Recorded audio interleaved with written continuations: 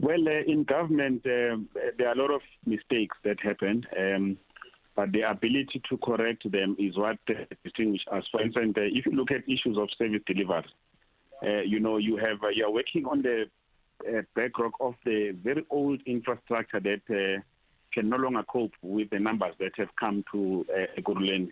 Just in 2000, when the metro was started, there were almost just below 2 million people.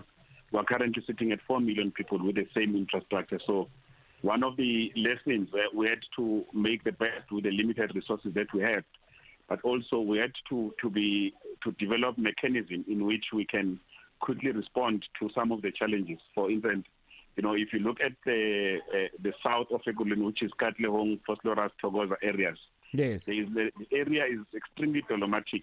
Our sewer network is falling because of sinkholes that are happening there.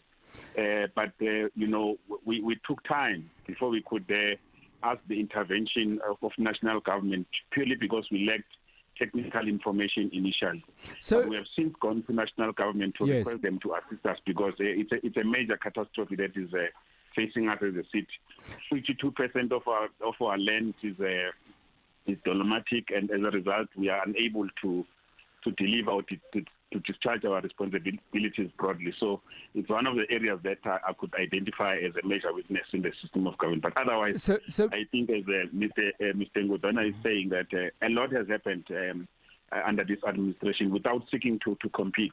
yes, One of the lessons I've been preaching even within the African National Congress, that on instances where we governed on our own, in the last term we had about 61%.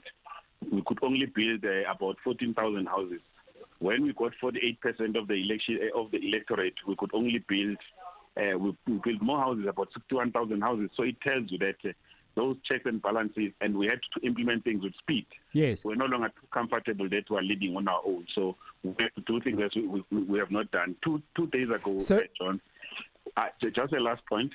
2 days ago, I went to open a new reservoir, replacing a reservoir that was built in 1919 for the first time. 18 megaliters. That one that was built in 1919 was a 10 megaliter, up supplying the community of Perlman. So this is what we've been able to do: 29 reservoirs in 5 years, which is the same number of reservoirs that we inherited since 2000. So the record is unmatched. News, Experts, analysis, where things stand what you need to know. Drive home with John Perlman on 702.